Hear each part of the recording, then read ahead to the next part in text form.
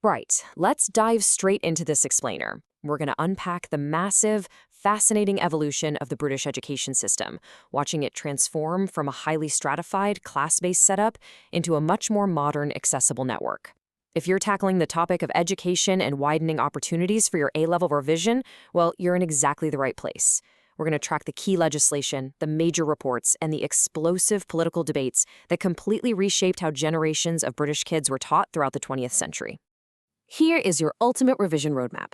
We're breaking this down into 6 parts: early reforms and divides, the 1944 Butler Act, the rise of comprehensives, the progressive backlash, expanding universities, and finally, asking the big question, did opportunities widen?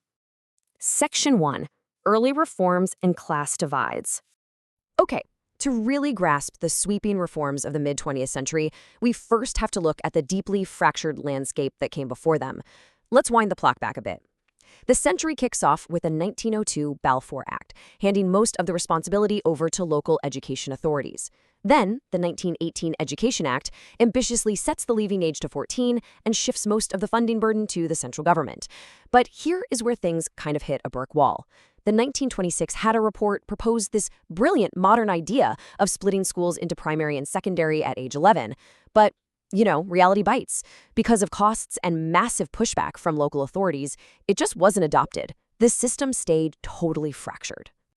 Now, if you want to understand the scale of the inequality back then, just look at this staggering number: 13%. Before the war, a mere 13% of working-class children aged 13 and older were actually still in school. Why? Well, even if a really bright working-class kid managed to win a scholarship to a grammar school, their family simply couldn't afford the luxury of keeping him there. They needed them out in the workforce, earning a wage. But then, everything shifts with the Second World War. Enter the 1942 Beveridge Report.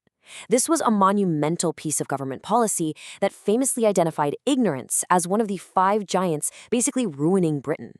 Suddenly, the government has this massive wake-up call. Defeating Nazi Germany and surviving in a modern world full of complex technology meant they desperately needed a comprehensively educated workforce. The intense pressures of the war literally forced a revolutionary new approach to education.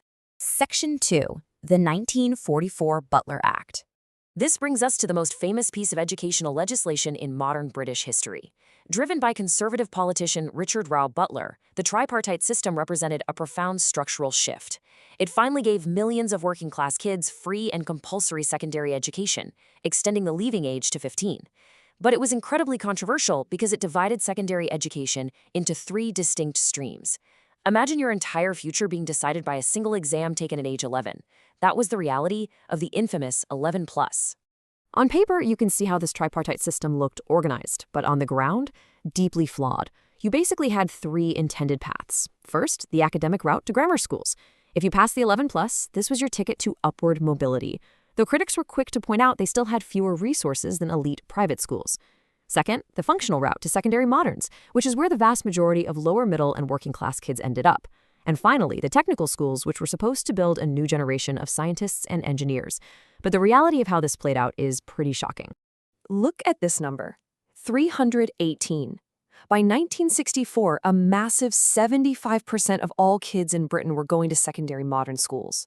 Yet out of that entire nationwide intake, only 318 pupils were entered for A-levels. It's a staggering failure rate. It proved that while secondary school was technically free now, the 11-plus exam was essentially trapping 3/4 of the youth in under-resourced schools with almost zero academic progression. And as for those technical schools, they were basically a phantom third pillar. Even though Britain was entering the dawn of high technology and nuclear power, these schools never really got off the ground. At no point did they enroll more than 3% of secondary school students. So, in practice, Butler's grand tripartite system was really just a deeply unequal 2-tiered system. Section 3. The rise of comprehensives. Those glaring inequalities couldn't be ignored forever, and 2 major government investigations provided the hard data proving the system was failing disadvantaged pupils. First up, the 1959 Crowther Report pointed out that Britain was becoming far more meritocracy and pushed for raising the school leaving age to 16. Then, a few years later, the 1963 Newsom Report dropped an absolute bombshell. It highlighted horrific failings in inner-city schools, like astronomical teacher turnover, meaning deprived kids got practically no continuity. Newsom demanded an immediate focus on practical subjects and the social development of these children. Public frustration was hitting a boiling point. The Labor Party seized on this for their 1964 election manifesto, laying down a very clear marker. The whole notion of a selection test at this age belongs to the few. They made the case that predicting a child's entire intellectual trajectory at just 11 years old was fundamentally unfair. And when Labor won that election, they immediately directed local authorities to start dismantling those grammar schools and move toward a comprehensive system, educating everyone under one roof. And wow, did the landscape change. Despite fierce ideological pushback, and even with conservative education secretary Margaret Thatcher actively trying to protect grammar schools in the early 70s, the comprehensive movement was basically an unstoppable force. By 1980, as you can see, comprehensives utterly dominated.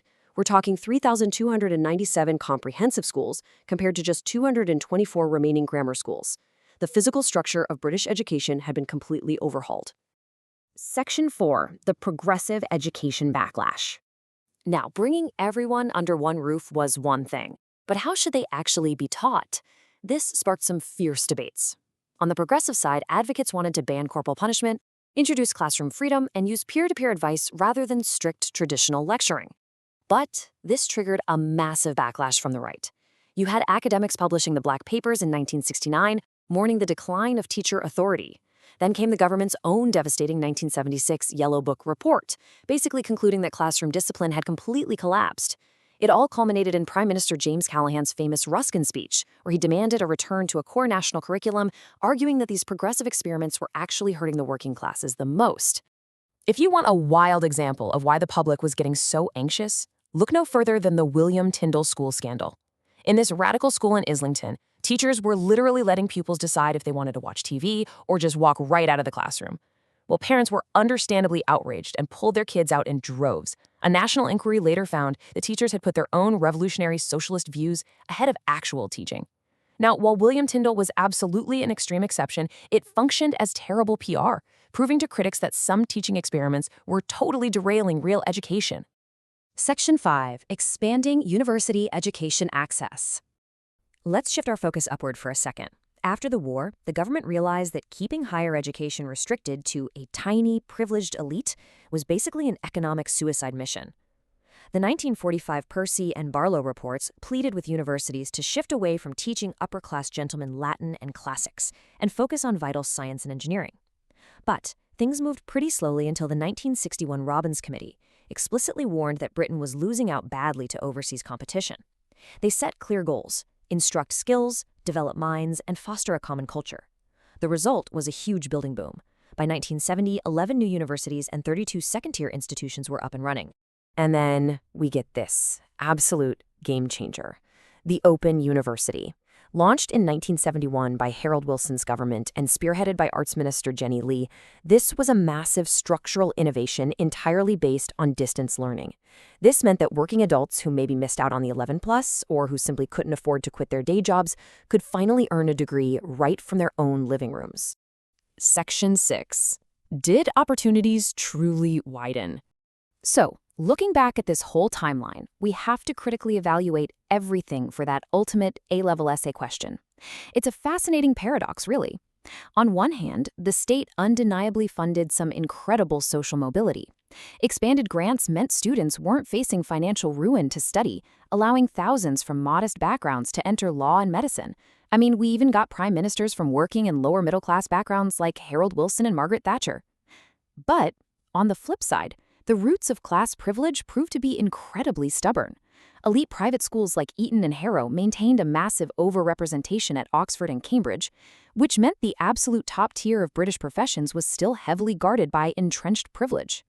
So I'm going to leave you with this provocative thought to ponder for your exams. Based on everything we've just explored, from the failed secondary moderns to the comprehensive revolution to the expansion of universities, did equal opportunity ever truly exist? Or did elitism simply find new ways to disguise itself? Think carefully about how the historical sources support both sides of that argument. Thanks for joining me on this deep dive, and best of luck with your continued revision.